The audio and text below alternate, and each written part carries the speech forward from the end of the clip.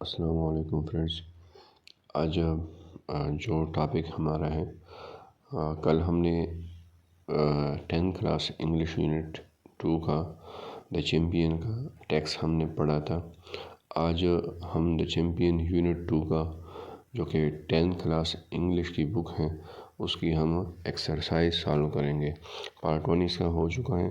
Part 2 अभी जो exercise है the champion unit 10 KP English 10 book की, उसको हमने सॉल्व करना है। तो सबसे पहले क्वेश्चन है उनसे होके फिर आगे जाते हैं। जो पहला क्वेश्चन है वो हमें कहता है what is the significance of the title the champion. कहते हैं कि इस जो टाइटल है स्टोरी का द चैम्पियन, ये जो टाइटल है इसकी क्या अहमियत है, सो हमने ये बताना है। The title champion is very significant. कहते हैं ये बहुत अहम एक टाइटल उन्वान दिया गया है because the story is about a boxing contest. क्योंकि कॉन्टेस्ट मीन्स मुकाबला। सो ये जो कहानी है ये किस चीज़ के मुतालिक है, बॉक्सिंग मुकाबले के मुतालिक है। In which the winner has to represent Pakistan in world champion in world boxing championship in light weight category. क्योंकि ये जो भी विन करेगा, जो भी जीतेगा इस मुकाबले को, वो पाकिस्तान के आगे नुमाइंदगी करेगा। और वर्ल्ड बॉक्सिंग चैम्पियनशिप जो है इन लाइट वेट, ये एक कैटेगरी है जिस तरह हम क्रिकेट में भी देखते हैं। एशिया कप हो गया, एशेज़ हो गया, मुख्तलिफ T20 50 के, और ये इस तरह बॉक्सिंग में कैटेगरी है। सो आते हैं दूसरे क्वेश्चन पे। What was the dream of Ahmad and Gulsher. अब ये जो दो कैरेक्टर थे मेन स्टोरी में, उनके क्या है अहमियत है, और अहमियत नहीं बल्कि उनके ख्वाब क्या हैं। तो Ahmad Ali and Gulsher had a dream of someday becoming light weight champion of the world. उन दोनों की एक ही ख्वाहिश है कि किसी न किसी एक दिन वो क्या बन जाएं, लाइट वेट चैम्पियन की ऑफ द वर्ल्ड की क्या बन जाएं, उनके विनर बन जाएं, और वो इस गोल, इस ड्रीम को अचीव करें। तीसरे नंबर पे आ जाते हैं। What was the first so important for, why was the fight so important for both Ali and Gulsher. ये जो फाइट थी ये फिर इतनी अहमियत के हामिल क्यों थी। So the fight was very important for both of them. ये जो फाइट थी दोनों के लिए अहमियत के हामिल थी because the contest was actually the selection of world boxing champion. क्योंकि इसी जो मुकाबला था, इसी कंटेस्ट से फिर इन दोनों कॉन्टेस्टर में से एक को चूज़ होना था फाइनल पाकिस्तान को रिप्रेजेंट करने के लिए। Both the contesters were fast friends, वो एंड इक्वल फाइटर्स। दोनों के इंतहाई क्लोज फ्रेंड्स, दोस्त थे, और दोनों ही अच्छे फाइटर भी थे। They both wanted to win it out. दोनों ही चाहते थे कि इस मुकाबले को विन करे और पाकिस्तान की नुमाइंदगी करे। चौथे पे आ जाते हैं। How did the two friends fight. कैसे दो दोस्तों ने भी मुकाबला किया। Describe in your own words in 5 sentences. आप इन दोनों जो फाइट किए हैं उनको 5 सेंटेंसेस में हमने बयान करना है। बोथ द फ्रेंड्स फाट टू टू। ये टू जो है ये एक फ्रेज़ है, और इसका मतलब है डायरेक्ट कन्फ्रंटेशन, डायरेक्ट का सामना। तो कहते हैं कि दोनों ने एक आमने सामने मुकाबला किया। They rush towards each other like bulls and pounded blows on each other like hailstone. और दोनों ही एक दूसरे पे दौड़ते रहे और बुल्स की तरह, बिल्स की तरह एक दूसरे पे खूब हमले करते रहे। और उनके जो हमले थे वो जलाबारी की तरह थे, हिलस्टोन की तरह थे। तो कहते हैं कि तो उनकी ये जो हमले थे वो किसकी तरह थे, हिलस्टोन की तरह थे, जलाबारी की तरह थे। So it was a fierce fight, और एक खौफनाक फाइट थी। अली कंटिन्यूड टू लैश गुल, बट गुल hand was working like a piston pump. लेकिन जिस तरह गुल मुकाबला कर रहे थे, इसी तरह सेम अली भी मुकाबला कर रहा था, और जो गुल का जो हाथ था वो एक पिस्टन पंप की तरह मुकाबला कर रहा था। और पिस्टन पंप एक इस तरह, जिस तरह वो पानी की टंकी वगैरह हम जिस मशीन से करते हैं, उसमें एक अंदर एक ऐसी इस तरह चीज़ होती है जिसमें मुख्तलिफ पुर्जे होते हैं, और उस पुर्जे मतलब बहुत ही शार्पली वो मूवमेंट करते हैं। तो इसलिए इनको पिस्टन पंप कहा गया है। और वो पिस्टन पंप की तरह जो हमले हो रहे थे वो किसके ऊपर हो रहे थे, अली के ऊपर हो रहे थे। और 4 क्वेश्चन हो गए, अभी हमने 5वें को देखना है। Compare and contrast character of Ali and गुल। अब हमने इस दोनों कैरेक्टर्स को देखना है। अली एंड गुल वर क्लोज फ्रेंड्स, वो दोनों क्या थे, वो इंतहाई अच्छे दोस्त थे। और Ali was cheery, dark, short and well built and strong. Ali जो था वो शीरी था, अफ्रीकी नस्ल है जिसको हम अबशी भी कहते हैं। डार्क कलर था उसका और कद जो था वो शॉर्ट था। वेल बिल्ट एंड स्ट्रॉन्ग, लेकिन इसके साथ साथ वो एक स्ट्रॉन्ग कंटेस्टर था। While Gul was a fair lean and tall, वो लेकिन जो गुल था दूसरी साइड पे वो पुख्तून था और इंतहाई की जो बॉडी थी वो खूबसूरत थी, ऊंचा कद और पतला। बोथ और गुड बॉक्सर्स, दोनों इंतहाई क्या थे, अच्छे बॉक्सर थे। But their boxing style was different, लेकिन दोनों की जो अपनी एक जो स्टाइल है लड़ने का वो क्या था, मुख्तलिफ था। Ali seems too aggressive, Ali जो था वो थोड़ा बहुत एग्रेसिव था। एंड बोस्टफुल, अली जो था एग्रेसिव मीन्स के वो थोड़ा बहुत क्या था, हमले करने वाला ज़्यादा माइंड रखता था। And that he will and says that he will sure win, और वो कहता था कि मैं ज़ाहिर मुमकिन है मैं जीतूँगा इस फाइट को। बट गुल ऑन इस कंट्री, लेकिन अगर दूसरी साइड पे अगर हम गुल को देखते हैं, that in the ring the better one, लेकिन गुल की ये खासियत थी कि वो कहता था कि जो बेहतर फ़ाइट पेश करेगा इस रिंग में वो ही जीतेगा। आज छठे नंबर पे आते हैं। Is there any conflict in the story, if yes describe in detail. अगर कोई आपको कॉन्फ्लिक्ट तसादुम नज़र आता है इस कहानी में तो फिर इसको डिटेल के साथ वजाहत करें, बयान करें। There is a great conflict in the story, हाँ बिल्कुल इसमें एक बड़ा तसादुम है इस स्टोरी में। One conflict is the contest between the two friends, एक तरफ हम दो दोस्तों के दरमियान फ़ाइट को देखते हैं। But there is also another mental conflict is both of them feel perplexed while thinking about the final. और दूसरी तरफ दोनों परप्लेक्स थे। परप्लेक्स मीन्स कंफ्यूज, डिस्टर्ब, वो दोनों डिस्टर्ब भी थे, कंफ्यूज भी थे, क्योंकि उन दोनों ही अच्छे दोस्त थे और उनका जो मुकाबला था वो भी कोई छोटा नहीं था। उनका ड्रीम था दोनों का, और ये ड्रीम किसी ना किसी का पूरा होना था और किसी ना किसी का तोड़ना होता। तो बोथ बॉक्सिंग करते हैं, they will face each other. So और इसमें इन दोनों का सामना होना था। दे बोथ आर रेस्टलेस, दोनों क्या थे, रेस्टलेस मीन बेसकून थे। To think about the effects, और इस चीज़ के मुतालिक कि ये जो फ़ाइट है इसकी दोस्ती पे क्या असर पड़ेगा, फ़ाइट आना देयर फ्रेंडशिप की इसकी दोस्ती पे क्या असर पड़ेगा। सो छठा क्वेश्चन हो गया। सातवें को देखते हैं। What was the effect of the fight on the relationship of the two friends. अब क्या असर पड़ा जो रिलेशनशिप थी दो दोस्तों की आफ्टर क्या था fight. Both boxer were no doubt good friends, दोनों इंतहाई, इसमें कोई शक नहीं कि वो दोनों एक इंतहाई अच्छे बॉक्सर्स हैं। They were greatly worried how to face each other in the fight, और दोनों को इसी बात का डर था कि वो कैसे रिंग में एक दूसरे का सामना करेंगे। But both of them knew that fight will not affect their friendship, लेकिन दोनों को इस बात का तो कुछ ना कुछ हद तक इल्म भी था कि ये जो फाइट है ये इनकी दोस्ती पे कोई असर नहीं पड़ने देगा। दे फाइट विद करेज, वो हिम्मत से लड़े, ब्रेवरी, बहादुरी से, एंड सेवेजरी, और उन्होंने एक इंतहाई अच्छे मुकाबला, इंतहाई अच्छे खेल का मुजाहरा पेश किया। इसलिए न्यू दैट, क्योंकि वो जानते थे the better man should win the contest, क्योंकि वो दोनों को इल्म था कि जो भी अच्छा खेल पेश करेगा वही जीतेगा। सातवां क्वेश्चन हो गया। आठवें पे आते हैं। Keeping in view the relationship of the two friends, कहते हैं कि जो रिलेशनशिप थी दो दोस्तों की, it is easier harder to for them to fight each other, ये इन दोनों के लिए ये जो फाइट थी ये इनके लिए एक आसान थी या मुश्किल थी दोस्ती, इनकी दोस्ती की वजह से। Support your answer by giving references from the text, और आपने ये आंसर जवाब देना है कहाँ से सपोर्ट के लिए क्या चीज़ आपने लिए, टेक्स्ट से आपने हवाले लेने हैं, रेफरेंसेस लेने हैं। सो आ जाते हैं यहाँ पे। As both the boxers are good friends, इस तरह हमें पता है कि दोनों एक इंतहाई अच्छे दोस्त थे। It is harder for them to fight each other, और उन दोनों के लिए मुश्किल बात थी एक दूसरे के साथ फ़ाइट करना। Before the fight both of them are restless, fight से पहले दोनों क्या थे, बेसकून थे। It is evident from the text, और ये हमें टेक्स्ट से बखूबी ज़ाहिर पता चल जाता है।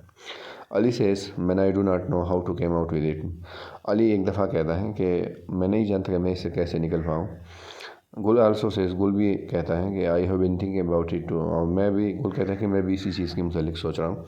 आई have been awake at nights, मैं क्या होता है, मैं रातों के वक्त सोता नहीं हूँ, जागता हूँ, पुलिंग पंचेस और आनी और आप पे जो पंचेस है वो बरसा रहा होता हूँ, trying not to hurt you, और मेरी कोशिश होती है कि आपको तकलीफ़ ना दूँ, क्योंकि वो दोनों दोस्त हैं। Ali is also restless, Ali भी बेसकूनी का शिकार था। And has fitful sleep means बेआरामी। सो उनकी जो ख्वाब थी वो भी कुछ, उनकी जो नींद थी वो भी कुछ अच्छी नहीं थी। This references from the text show that it is harder for them to face each other.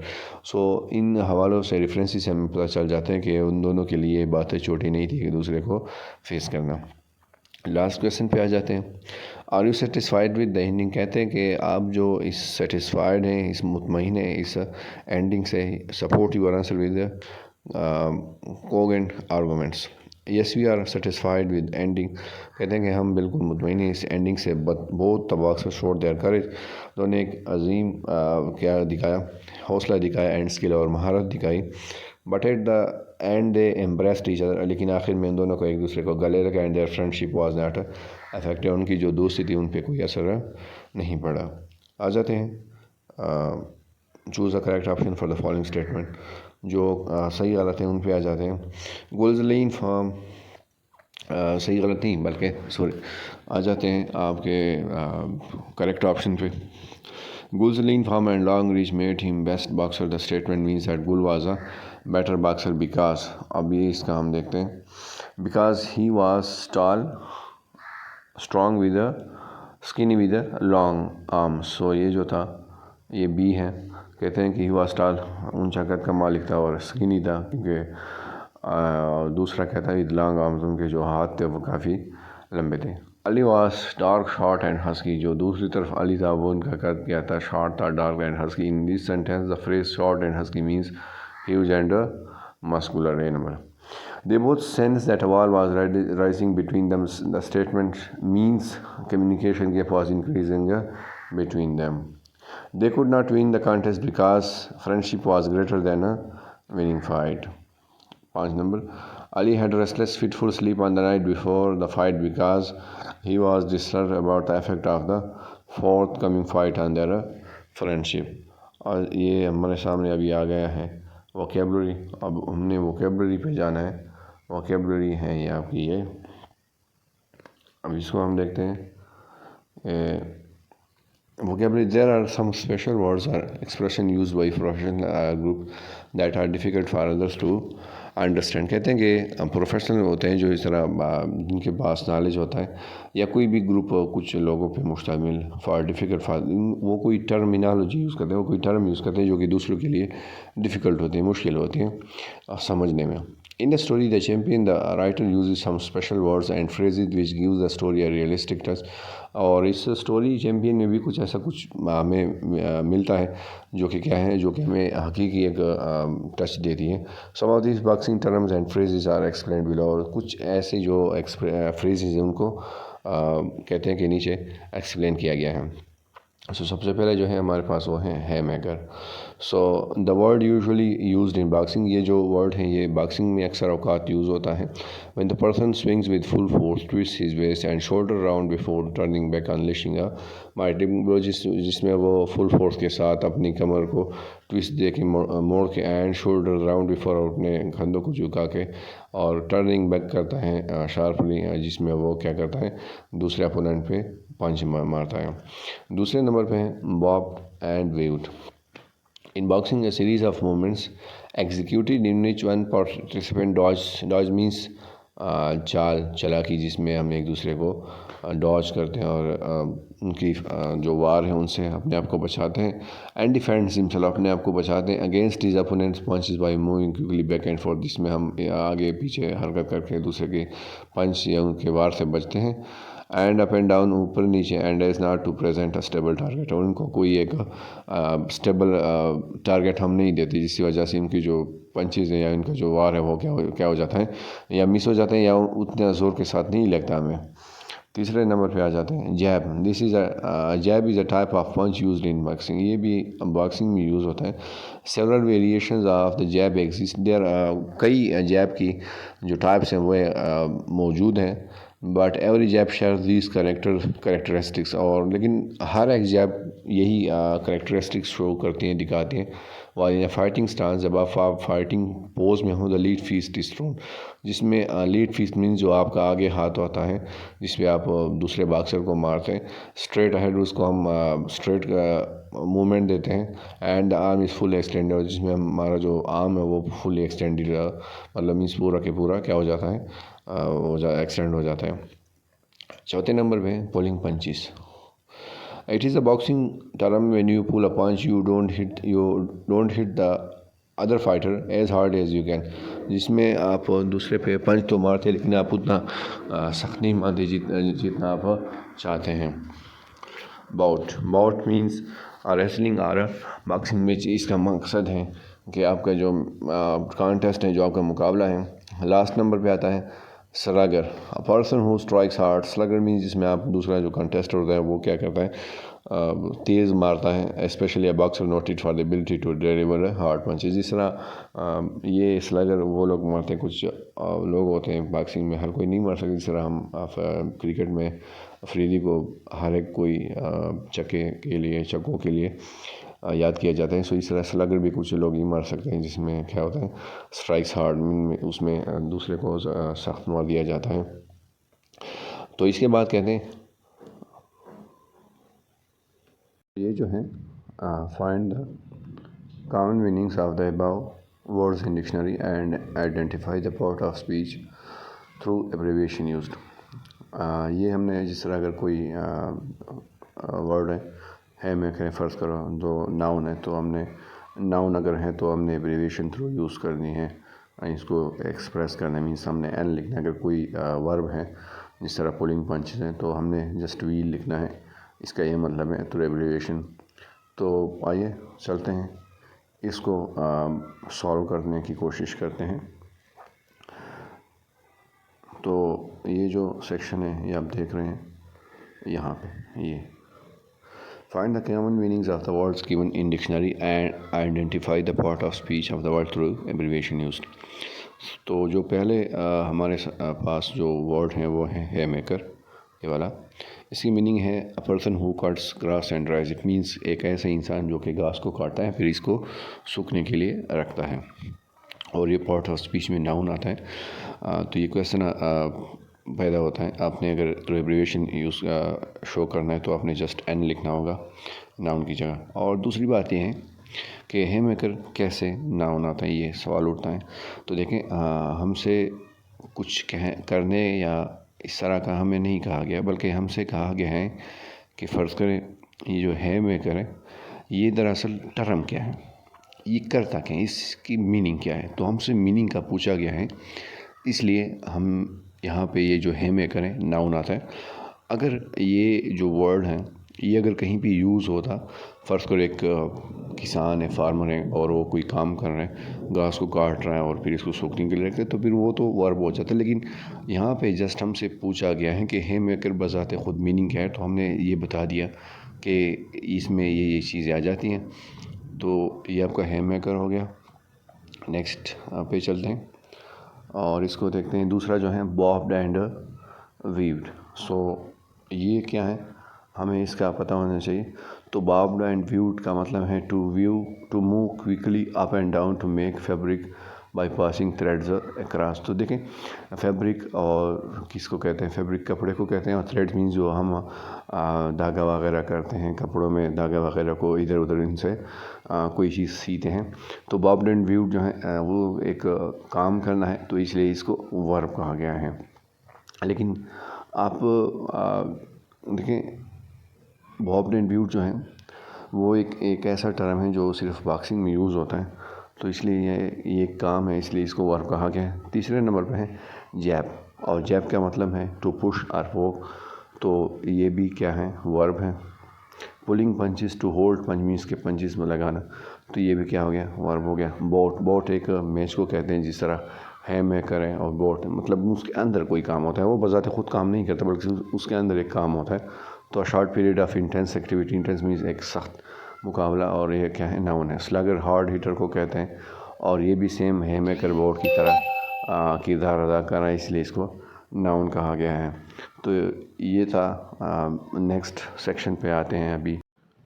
तो अभी ये जो सेक्शन है राइटिंग का, हैविंग रीड द स्टोरी, कहते हैं कि जब आप इस स्टोरी को रीड करते हैं, one feel that boxing is too brutal to be a sport for young people, तो हमें महसूस होता है कि बॉक्सिंग जो है काफ़ी ज़ालिमाना खेल है नौजवानों के लिए। फिर कहते हैं डू यू एग्री, क्या आप इस बात से इत्तेफाक करते हैं कि बॉक्सिंग जो है वो एक ज़ालिमाना खेल है नौजवानों के लिए। And which side of this debate is presented in the champions, और फिर कौन सा साइड जो है वो पेश किया गया है द चैम्पियंस स्टोरी में। अगेन नेक्स्ट कहते हैं using details and examples from the story, write a paragraph with a clear opening statement, specific details and examples to explain your response, तो कहते हैं कि आपने मुकम्मल डिटेल्स के साथ लिखने हैं और एग्जांपल्स मिसालें देनी हैं स्टोरी से। फिर कहते हैं कि जब आप इस पैराग्राफ को लिखेंगे तो आपका एक क्लियर ओपनिंग स्टेटमेंट होना चाहिए, ना हो कि उसमें कोई ऑब्सक्योरिटी हो, बल्कि आपकी जो बयान है वो साफ़ होनी चाहिए, क्लियर होनी चाहिए। एंड अगेन स्पेसिफिक डिटेल्स, उसमें कुछ ख़ास डिटेल्स को आपने यूज़ करना है जो कि आपने टेक्स्ट से लेने हैं, एंड एग्जांपल्स को भी, और ये चीज़ें आपके फिर हेल्प करेंगी टू एक्सप्लेन योर रिस्पांस को। तो इसको देखते हैं। Yes I agree that boxing is too brutal to be a sport for young people, कहते हैं कि हाँ बिल्कुल हम इस बात से एग्री करते हैं कि जो बॉक्सिंग है वो काफ़ी ज़ालिमाना खेल है नौजवानों के लिए। In boxing the fighters use full force to win the competition, और कहते हैं कि बॉक्सिंग में जो दो कंटेस्टर्स होते हैं, जो दो मुकाबला लड़ते हैं, वो फुल मतलब मुकम्मल ताकत को इस्तेमाल करते हैं मैच को जीतने के लिए। Punches, blows and violent physical strength use in it, इसमें पंचिस, ब्लोस मतलब जो मुंह वगैरह या आंखों की जगह पे मारते हैं, एंड वायलेंट फिजिकल स्ट्रेंथ, और इसमें एक बिल्कुल जानवरों की तरह एक बिल्कुल न ख़त्म होने वाली ज़ोर को इस्तेमाल किया जाता है खेल को जीतने के लिए। During the fight it is very unlikely that you may get serious injury or your opponent is severely injured or even killed, कहते हैं कि ये पॉसिबल है, ये मुमकिन है कि जब आप इस मैच खेल रहे हो बॉक्सिंग का, तो इसमें आपको एक सीरियस इंजरी, आप ज़ख्मी हो सकते हैं, या आपका जो मुखालिफ खिलाड़ी है वो काफ़ी शदीद ज़ख्मी हो सकते हैं, या हत्ता कि वो मर भी सकता है। अब एग्जांपल्स दे रहे हैं।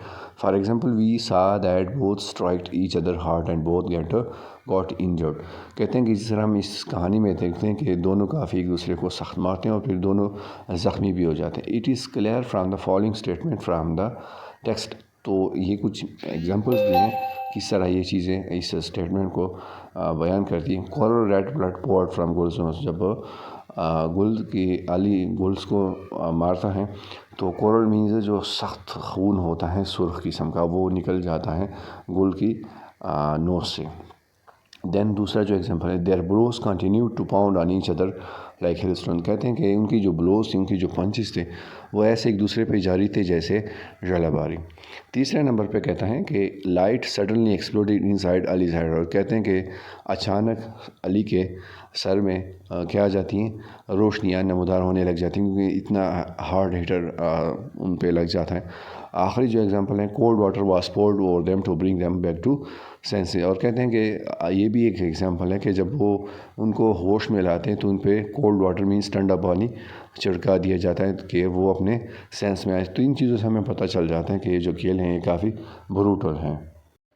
तो आ जाते हैं इस सेक्शन पे, ये जो है B, imagine Ali and Gulsher as they walk away from the boxing ring after the fight, कहते हैं कि तसव्वुर करें कि जब अली और गुलशेर रिंग को छोड़ रहे थे फाइट के बाद, now keeping in mind their friendship write conversation is the one page dialogue, तो उन पे हमने कुछ लिखना है, और वो अगर आ जाते हैं हम इस पेज पे, तो यहाँ पे हमें ये चीज़ मिल जाती है कि जो फ़ाइट का जो क्या था, जो असर था इनके दोस्ती पे, तो वो ये था, हम इससे जो 7 नंबर क्वेश्चन है ये वाला, इसकी जगह हम लिख सकते हैं कि both the boxers were no doubt good friends, they were greatly worried how to face each other in the fight, but both of them knew that fight will not affect their friendship. They fought with courage, bravery and savagery, as they knew that a better man should win the contest. So इस की जगह हम ये वाला लिख सकते हैं अगर आपसे पूछा जाता है तो ये जो बी नंबर पार्ट है इसकी जगह हम ये वाला लिख सकते हैं आसानी से। तो नेक्स्ट आ जाते हैं इस पे लिसनिंग एंड स्पीकिंग के। तो कहते हैं कि present and explain your point of view and feeling about the story the champion the class. कहते हैं कि आपके चैम्पियन जो स्टोरी है, जो कहानी है, इसके मुताबिक आपके क्या ख्यालात हैं वो आप अपने क्लास वालों को के साथ शेयर करें। तो आ जाएंगे हम यहाँ पे और इधर हम देखेंगे ये तो इसमें हम आ गए हैं और ये थोड़ा ऊंचा कर देते हैं। तो आ जाते हैं ये 8वां नंबर आप देखते हैं कि keep in view the relation of two friends is year or. ये जो 8वां नंबर है और 9वां नंबर, इन दोनों को अगर आंसर को हम मिलाते हैं तो हम लिख सकते हैं, इसमें कोई वो नहीं है, ये आंसर भी ठीक आ जाएगा। अगर हम ये वाला लिखते हैं ना तो ये बिल्कुल ठीक है कि यस वी आर सेटिस्फाइड। पहले हम इसको लिख लेंगे 9वें नंबर को, we are satisfied with the ending both the boxes showed their courage and skill, but at the end they embraced each other and their friendship was not affected as both the boxers। फिर हमने इसके बाद ये वाला start करना है, as both the boxers are good friend it is harder for them to fight each other both the fight before the fight both of them are restless, it is evident from the text। Ali says man I don't know how to come out with it, and Gul also says I haven't been working about it too, I have been thinking about it too, I have been awake at nights pulling punches on you, trying not to hurt you all is also restless and has fitful sleep। These references from the text show that it is harder for them to face each other। So ये वाला जो है ये हम आसानी से लिख सकते हैं। इसकी जगह पे अगर हम आते हैं तो ये वाला जो है ये present and explain your point of view, तो ये जो है ये इसकी जगह हम लिख सकते हैं ये 8 नंबर को मिला के। सो इसको लिख सकते हैं और ये इसमें कोई वो वाली बात भी नहीं है। तो आ जाते हैं ग्रामर के पोर्शन पे। तो सबसे पहले हमें यहाँ पे कहा गया है आर्टिकल्स का। सो सबसे पहले तो हमें पता होना चाहिए कि आर्टिकल्स बेसिकली होते क्या हैं और किस तरह फंक्शन करते हैं और ये कितने हैं। तो इसके लिए हम आ जाएंगे यहाँ पे और यहाँ पे इसको देखते हैं। तो बेसिकली आर्टिकल्स ये 3 हैं, ए, एन और दी। तो ये 3 आर्टिकल्स हैं। सो सबसे पहले हमने यूज़ ऑफ ए को करना है। तो ये यूज़ होता है सिंगुलर काउंटेबल नाउन के साथ के, मतलब कोई चीज़ है सिंगुलर है और आप इसको गिन सकते हैं।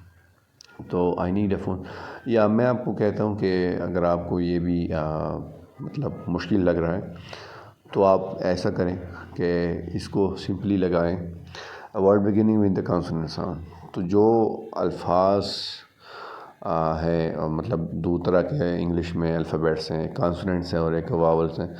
तो ये जो कॉन्सोनेंट साउंड्स हैं जो 21 अल्फाज हैं उनके साथ यूज़ होता है। और इसका ये भी है कि यूनिवर्सिटी और के साथ भी यूज़ होता है। हालांकि यूनिवर्सिटी में सबसे पहले यू आता है, लेकिन यू के साथ इसलिए आता है कि जो यहाँ पे यूनिवर्सिटी है ये YOU की हमें वाइस देता है। सो इस वजह से हम ये यूज़ करते हैं।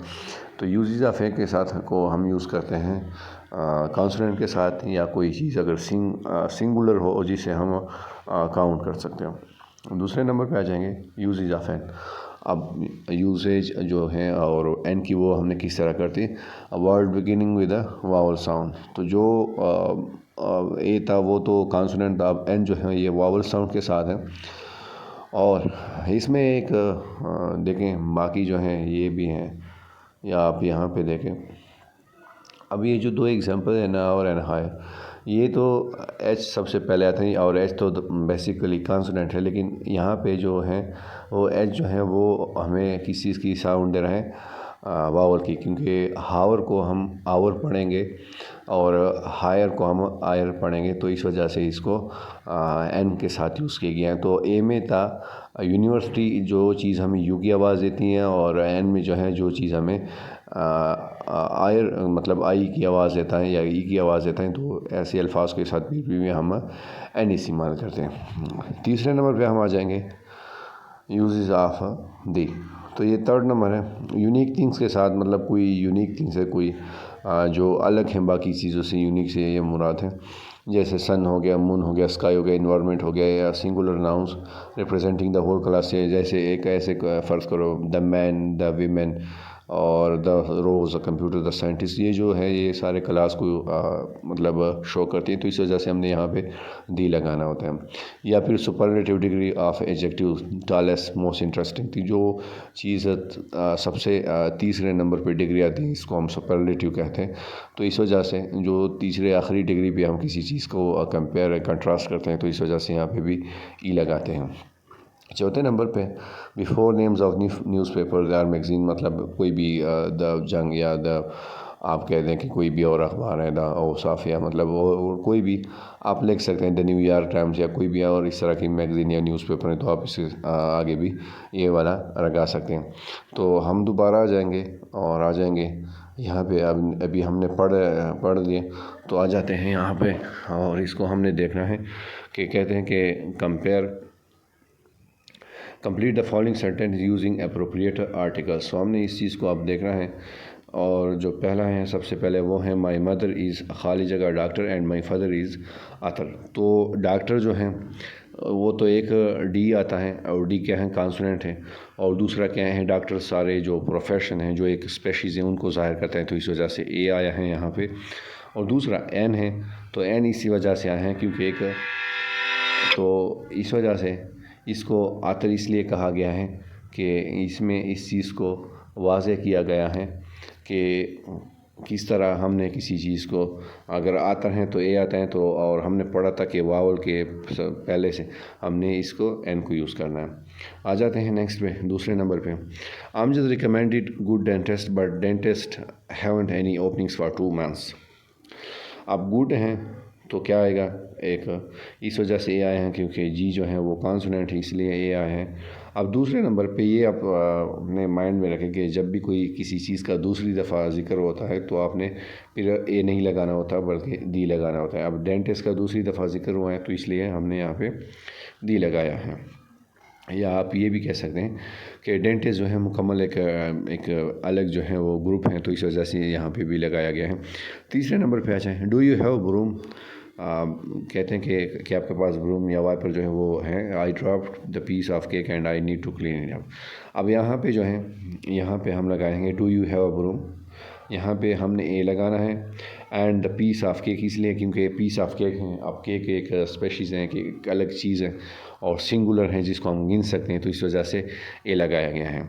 चौथे नंबर पे आ जाए, do you have dictionary, I don't have one and I need to look up word. तो ये क्या है, डिक्शनरी या वर्ड जो हैं दोनों कॉन्सोनेंट है, सो इस वजह से दोनों की जगह पे ए आया है। तो नेक्स्ट पेज पे चलते हैं और नेक्स्ट पेज पे देखते हैं। नेक्स्ट पेज जो 5वें नंबर पे है कि कहते हैं कि डू यू हैव खाली जगह पासपोर्ट एंड नीड खाली जगह passport to travel outside of खाली जगह कंट्री। तो पासपोर्ट जो है एक दफ़ा आया है पहले, तो हमने क्या लगाया है ए, क्योंकि ये पासपोर्ट हैं वो कॉन्सोनेंट है, पी आता है। दूसरी दफ़ा जो है, अब यहाँ पे सवाल उठता है कि दूसरी दफ़ा क्यों लगाया गया है। तो दूसरी दफ़ा इस वजह से लगाया गया है क्योंकि यहाँ पे हमें 3 जगह पे दी गई हैं। और अगर आप किसी, जिस तरह हमने पढ़ा था कि मैगज़ीन या आप किसी इस तरह की कोई स्पेसिफ़िक चीज़ की बात करेंगे तो वहाँ पे हमने डी लगाना होता है। अब यहाँ पे इसलिए हमने 2 जगह पे ए लगाए हैं और तीसरी जगह पे हमने कंट्री के साथ डी लगाए हैं। तो ये आपका हो गया। आइए चलते हैं नेक्स्ट पोर्शन पे। नेक्स्ट पोर्शन हमारा क्या कहता है, तो नेक्स्ट पोर्शन है हमारा complete the following exercise with a an articles put x we are no articles इस सेंटेंस। कहते हैं कि इस जो पैराग्राफ हमें दिया गया है इसमें आपने आर्टिकल्स लगाने हैं ए और एन, और जहाँ पे ज़रूरत नहीं होगी वहाँ पे आपने कोई आर्टिकल नहीं लगाना बल्कि आपने क्रॉस लगाना है, आर एक्स कहते हैं। सो बॉक्सिंग वाज ओरिजिनेटेड इन। अब यहाँ पे कोई ज़रूरत नहीं है क्योंकि आर्टिकल्स की कोई ज़रूरत नहीं है क्योंकि कहा गया है ancient Greece and has been a popular sport. A इसलिए हैं क्योंकि कॉन्सोनेंट है, वे ever since especially for man. तो यहाँ पे आप द मैन भी लिख सकते हैं क्योंकि एक स्पेशीज़ है, द मैन है तो मैन भी लिख सकते हैं, या अगर आप कह दें कि कोई आर्टिकल यहाँ पे नहीं आता तो फिर भी ठीक है। Lately however it has been a major health, क्योंकि मेजर एम है कॉन्सोनेंट है, इस वजह से हेल्थ फिटनेस ट्रेंड फॉर अब वीमेन। अब यहाँ पे आप दी भी लगा सकते हैं, जिस तरह मैंने मैन के आगे कह दिया, और मैन और वीमेन जो हैं दोनों एक अलग स्पेशीज़ है, तो इस वजह से हम दी भी लगा सकते हैं। अगर नहीं भी लगाते तो फिर भी यहाँ पे कोई मसला नहीं है। देन आते हैं boxing was included in the first Olympic games. अब यहाँ पे एक बात ख़ास की गई है, फर्स्ट ओलंपिक गेम्स के सामने हमने डी लगाया है, अगेन फिर एक्स लगाया गया है, क्रॉस लगाया गया है। In ancient Greece boxing was not a sport, S है और कॉन्सोनेंट है। They never use to gloves, professional boxing is, अब ई है तो ई क्या है, वावल है इसलिए एन लगाया गया है। अगेन बॉक्सर एम, अब देन बी जो है वो कॉन्सोनेंट है इसलिए ए लगाया गया। Aim is to land as many punches on the opponent, so यहाँ पे अगेन जो है डी इसलिए लगाया गया है क्योंकि वावल है, अपोनेंट में पहले नंबर पे ओ आता है, इस वजह से यहाँ पे डी लगाया गया है। फॉर मोस्ट ऑफ द, अब यहाँ पे अगेन एक चीज़ को ख़ास कर दिया गया है 20वीं सेंचुरी, इसलिए डी को लगाया गया है। Boxing attracted huge fans and media attention, तो ये यहाँ पे हमारा हो जाता है। अब हमने नेक्स्ट पोर्शन पे चले। अब जिस तरह ये हो गए हमारे सामने जो थे आर्टिकल्स के, अब नेक्स्ट पोर्शन में हमारा सामने आ जाते हैं प्रोनाउंस का। सो प्रोनाउंस क्या है, ही शी इट, ये जो है ये है प्रोनाउन। सो हमने ये पुट कर दी है यहाँ पे, तो कहते हैं choose the correct pronoun to correctly finish this sentences. हमने इन सेंटेंस को ठीक तरह से एंड करना है और इसमें वो चीज़ हमने लगानी है जो कि करेक्ट हो। तो कहते हैं my name is Sonia and Khalija loves my family. So अगर माई नेम इज़ सोनिया आ गया तो यहाँ पे exactly and I love my family, तो आई आएगा यहाँ पे, करेक्ट ऑप्शन जो है वो भी है। I met Sonia yesterday and made me laugh, तो शी मेड मी लाफ आएगा यहाँ पे।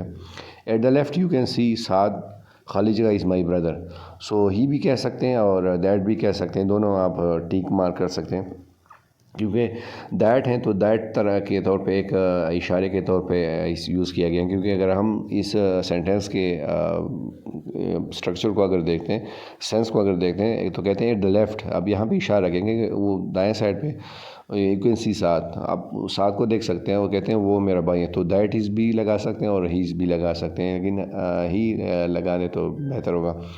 देन चौथे नंबर पे हैं बर्ड्स फ्लैप खालिजा विंग, सो ज़ाहिर है देयर विंग्स आएगा। My grand parents live in Karachi and they visit us, इसमें तो मेरे ख्याल में बिल्कुल सोचने वाली बात भी नहीं है। Lubna Laila and Tayra were cross because they had waited ages for the bus, so दे आएगा, क्योंकि तीनों हैं तो तीनों के लिए दे आएगा। Again Parwasha watch the children carefully as cross the road, so Parwasha children है तो वॉच चिल्ड्रन की जगह पे इसलिए दे आएगा। नेक्स्ट कहते हैं लास्ट नंबर पे hold the bag please while I put the shopping in Khalija, तो जो बैग हैं वो एनिमेट नहीं है बल्कि इनएनिमेट हैं, तो इस वजह से इट आएगा। नेक्स्ट पोर्शन पे जाते हैं और यहाँ पे हमसे मांगा गया है relative pronouns. So relative pronouns क्या होते हैं, हमें इस बात की थोड़ी बहुत इल्म होनी चाहिए, फिर हमें पता चलेगा। सो रिलेटिव प्रोनाउंस क्या होते हैं, इसके लिए हमने जाना होगा और इसके लिए हम चले जाते हैं। ये जो है इसमें देखें, ये हैं हमारे सामने relative pronoun. So relative pronoun जो है इसमें हु आता है, होम आता है, विच आता है, वाई आता है, व्हेन आता है, वेयर आता है, हुज आता है, दैट आता है। सो ये जो है ये रिलेटिव प्रोनाउंस हैं और ये दो क्लासेस को मिलाने के लिए यूज़ होते हैं, किसी चीज़ को दो क्लासेस के को आपस में मिलाने के लिए, और जिसमें एक चीज़ को स्पेसिफाई नहीं किया जाता होता।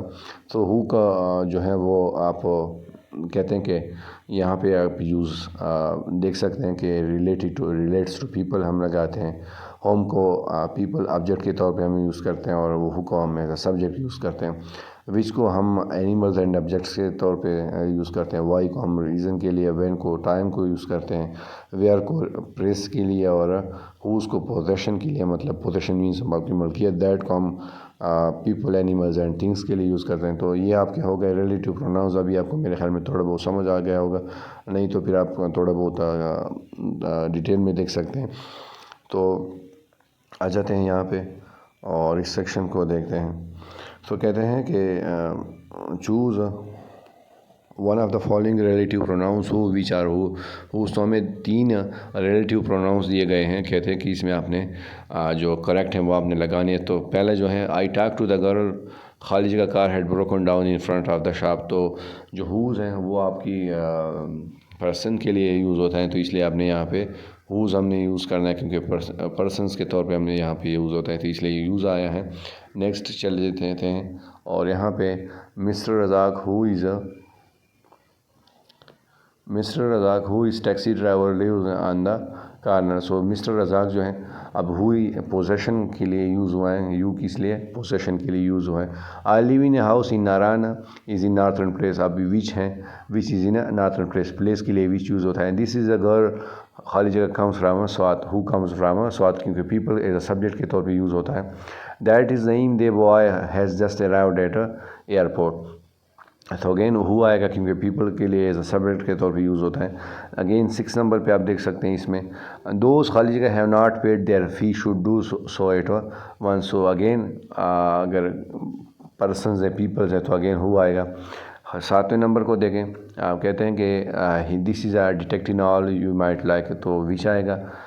अगेन 8 में देखें, here are the keys you are searching for, तो विच आएगा। अगेन लास्ट दो में विच इसलिए आता है क्योंकि थिंग्स के ऊपर बात की गई है, तो इसलिए विच का जिक्र आएगा। नेक्स्ट पोर्शन पे चलते हैं और इसमें हमें कहा गया है underline the and indefinite pronouns in the following sentences. So हमें पता होना चाहिए कि सबसे पहले इंडेफिनिट प्रोनाउंस बेसिकली होते क्या हैं। तो इसके लिए हम थोड़े बहुत चलते हैं, इसके लिए हम हेल्प लेते हैं और हेल्प हमने यहाँ से लेनी है। तो इंडेफिनिट प्रोनाउंस क्या है, to refer people or things without saying exactly who or what they are. Indefinite pronouns ये हैं कि वो पीपल आर थिंग्स को क्या करते हैं की तरफ यूज़ होते हैं, और जिसमें हमें एक चीज़ को स्पेसिफाई नहीं किया जाता, मतलब एक ख़ास हमें कुछ पता नहीं चलता कि मतलब किसके ऊपर बात की गई है, क्यों बात की गई है और किस लिहाज से बात की गई है, बस हमें उस चीज़ को देखते हैं। तो जो पहले दो हैं, ये बॉडी और जो वन है, ये दो यूज़ होते हैं सिंगुलर के लिए। ये जो है, हाँ मैं अगेन आपको टिक मार्क लगा के देता हूँ। बॉडी और वन जो है ये हम यूज़ करते हैं किसके साथ, सिंगुलर के साथ। So everybody, everyone, somebody, someone, anybody, nobody, anyone, no one. और थिंग्स को फिर हम थिंग्स के लिए यूज़ करते हैं everything, something, anything and nothing. Things के लिए हम लेते हैं थिंग को, और बॉडी और वन जो है ये हम किस लिए लेते हैं, ये हम लेते हैं पर्सन्स के लिए, पीपल के लिए। तो आ जाएंगे, अब हमने थोड़ा बहुत इसके मुतालिक देख लिया, तो आ जाते हैं यहाँ पे। और यहाँ पे हमने देखें तो खाली जगह का enjoy is a good movie, तो यहाँ पे क्या आएगा, एवरीबॉडी। अगेन डज खाली जगह हैव द टाइम, तो एनीबॉडी यहाँ पे आएगा। 3 में कहते हैं knows the trouble I have seen, nobody knows the secret was known by few. No the secret was known by many. Calculus is too hard for some. Surely you recognize somebody and he's not alive. I'm sure खाली जगह he said was true. So everything यहाँ पे है। तो देखें, अगर हम everybody को देखते हैं, anybody, nobody, few, many, some, body, everything, तो इसमें चीज़ों की एक तरह से मिकदार बताई गई, और जहाँ पे हम मिकदार के मुतालिक पढ़ेंगे anybody, everybody, something, anything, no one, some, few, so ये क्या आएगा, आपका indefinite pronoun आएगा। तो ये पोर्शन तो हमारा हो गया। अभी नेक्स्ट पे हमने जाना है, और नेक्स्ट पे हमने देखना है कि क्या है। तो यहाँ पे लिखा है identify pronouns and their antecedents. So हमें पता है कि प्रोनाउंस क्या होते हैं, ही, शी, दे, देयर, और आ जाएंगे एंटीसीडेंट्स। तो एंटीसीडेंट्स क्या होते हैं, तो हमने इसको देख के इसको पहले हल करना है। तो आ जाते हैं, इसको हल करने के लिए हमने देखना है कि एंटीसीडेंट बेसिकली क्या होते हैं। तो एंटीसीडेंट जो है वो ये होते हैं कि फ़र्ज़ करो अगर मैं यूज़ करता हूँ कि आई, तो आई से मेरा मुराद होगा मैं, और अगर मैं कहता हूँ I hate my Russian doll, तो आई जो है वो मैंने अपने लिए यूज़ किया है, तो आई हो गया क्या, वो हो गया आपका प्रोनाउन आपका हो गया, और जो माई है वो आपका क्या हो गया, वो आपका हो गया एंटीसीडेंट। सो और अगेन हम इसको देखते हैं दूसरे सेंटेंस को जो लिंक्ड है, she so full of her self. इसमें आपको थोड़ा बहुत मेरे ख्याल में बेहतर से समझ आएगा। तो शी है, तो शी आएगा आपका प्रोनाउन, और हर सेल्फ जो है ये आपका आएगा एंटीसीडेंट। या अगर मैं फ़र्ज़ करो कहता हूँ कि Ali is a good boy and he wakes up early in the morning. So Ali जो है यहाँ पे प्रोनाउन है, और ही वेक्स अप अर्ली, तो ही क्या आएगा, एंटीसीडेंट आ जाएगा। तो मेरे ख्याल में एंटीसीडेंट की बात आपको थोड़ी बहुत समझ में आ गई होंगी। अब आ जाते हैं यहाँ पे। तो कहते हैं कि as a child Asma often played with her dolls. So क्या है, आसमा जो है यहाँ पे प्रोनाउन है और हर जो है वो क्या है, एंटीसीडेंट है। तो आसमा जो है यहाँ पे वो एंटीसीडेंट है, सॉरी, और हर जो है वो क्या है, प्रोनाउन है। दूसरे नंबर को क्या, नायतर दानिश नार वसीम। अब जो है दानिश और वसीम जो है ये आपका एंटीसीडेंट आएगा और जो देयर है वो आपका प्रोनाउन आ जाएगा। आ जाते हैं 3 पे। Each of the boys requested help sing that they would proofread the report on their own. तो जो बॉयज़ हैं वो आपका आ जाएगा क्या, वो आपका आ जाएगा एंटीसीडेंट, एंड दे देयर आ जाएगा आपका pronoun. Nobody likes to discover that they have just read a dull report about an interesting subject. So nobody आपका आ जाएगा एंटीसीडेंट और दे आपका आ जाएगा प्रोनाउन। सो अगेन यहाँ पे हमने कहा गया है कि क्या चीज़ हमने, Tania needs the result card of her grade. So Tania आपका आ जाएगा एंटीसीडेंट और जो हर है वो आपका आ जाएगा प्रोनाउन। 6 नंबर को देखते हैं। Asif said that they made their own cloth. So Asif जो है वो आपका क्या आ जाएगा, वो आपका एंटीसीडेंट आ जाएगा और जो दे हैं वो आपका आ जाएगा, या दे देयर जो है वो आपका आ जाएगा, क्या आ जाएगा, आपका प्रोनाउन आ जाएगा। 7 नंबर को देखें। One of the girls left her sweater in the bus. So one of the girls आ जाएगा आपका, क्या आ जाएगा, एंटीसीडेंट। अब देखते हैं यहाँ पे एक कन्फ्यूजन सी है कुछ स्टूडेंट्स के जहन में आ जाती है कि वन ऑफ द गर्ल्स क्यों लिखा है। वन ऑफ द गर्ल्स इसलिए लिखा है कि फ़र्ज़ करो एक ग्रुप है जिसमें 10 गर्ल्स हैं, अब 10 लड़कियाँ हैं। अब इसमें हमें एक चीज़ को स्पेसिफाई नहीं किया गया, बल्कि हमें किया गया कि इन 10 में से कोई एक गर्ल। अब इसलिए हमने वन ऑफ द गर्ल्स लिख रहे हैं, क्योंकि अगर गर्ल्स हमने लगाएंगे तो बहुत सारी गर्ल्स हो जाएंगी, जिस तरह 5 हैं या 10 हैं तो सारी इसमें आ जाती हैं। लेकिन हमने वन ऑफ द गर्ल्स इसलिए यूज़ करना है कि हमारा मकसद जो है वो एक लड़की से ज़्यादा से नहीं है। और वन ऑफ द गर्ल्स आपका आ जाएगा एंटीसीडेंट और हर जो है आपका आ जाएगा प्रोनाउन। 8 नंबर को देखते हैं। Several other classmates also choose there topic. So several other का जो क्लासमेट्स हैं, अब यहाँ पे देखें जो ये 7 8 हैं वो थोड़े बहुत आपस में फिर भी लोग कंफ्यूज हो जाते हैं। सो सेवरल जो है वो सेवरल में कई, सेवरल का मतलब है कई। सो कई अगर हैं तो हमने यहाँ पे क्लासमेट्स लगाने, क्योंकि क्लासमेट्स भी जमा है और सेवरल भी जमा है। सो इसलिए हमने यहाँ पे क्लासमेट्स सिर्फ लगाया है। और वन ऑफ द गर्ल्स जो है वो सिंगुलर था, इसमें मकसद जो हमारा था वो सिर्फ एक ही था ग्रुप में। सो इसलिए हमने यहाँ पे सिर्फ क्लासमेट लगाए हैं और जो देयर है वो हमने प्रोनाउन लगाए हैं। आ जाते हैं नेक्स्ट पोर्शन पे। और नेक्स्ट जो है वो हमें क्या कहता है, इसको हमने देखना है। Underline the pronoun and circle it's antecedent in parenthesis in sentences below. So parenthesis क्या है, बेसिकली पैरेंथेसिस जो है ये जो आप देख रहे हैं ब्रैकेट जो है इसे कहते हैं पैरेंथेसिस, जो छोटी ब्रैकेट जिसे हम कहते हैं। और ये हम किसी चीज़ को तरतीब देने के लिए लिखते हैं, या हम किसी चीज़ पे जोर देते हैं, या हम क्या करते हैं कोई लिस्ट वगैरह बनाते हैं थ्रू अरेंजमेंट। सो ये जो पैरेंथेसिस हमें वहाँ पे यूज़ करते हैं। तो आ जाते हैं इस पे, इसको थोड़ा बहुत कोशिश करते हैं कि इसको हल करें। सो पहला जो है, has remove the grammar book and I want to return it. So जो समवन है वो आपका आ जाएगा क्या, वो आपका आ जाएगा एंटीसीडेंट, और जो ही में आपका वो आ जाएगा आपका pronoun. Aldous I knew, 2 number को देखें। Aldous I knew somebody called me I didn't answer. So somebody जो है वो आपका आ जाएगा क्या, वो आपका आ जाएगा एंटीसीडेंट, एंड हर जो है वो आपका आ जाएगा प्रोनाउन। तीसरे नंबर को देखें। खाली जगह must do what feels is a right. So each में जो है वो क्या आ जाएगा, आपका आ जाएगा एंटीसीडेंट, और जो ही है वो आपका आ जाएगा प्रोनाउन। सो चौथे को देखें। Everybody in the lab was ready to complete their assignment. So यहाँ पे इस चीज़ को गलत किया गया है, हल किया गया है, ये देयर सही आएगा। सो एवरीबॉडी अगर हैं तो देयर आएगा, दोनों प्लूरल बनेंगे। तो एवरीबॉडी आपका आ जाएगा एंटीसीडेंट, और जो देयर है वो आपका आ जाएगा प्रोनाउन। लास्ट नंबर को देखें। कहते हैं no one wants to admit weakness. तो कहते हैं नो वन जो आपका है वो आपका आ जाएगा antecedent and admits his weaknesses. So जो हीज़ हैं वो आपका आ जाएगा प्रोनाउन, और जो नो वन है वो आपका आ जाएगा एंटीसीडेंट। सो ये चैप्टर यहाँ पे एंड होता है। नेक्स्ट के लिए हम कल कोशिश करेंगे। अल्लाह हाफिज़।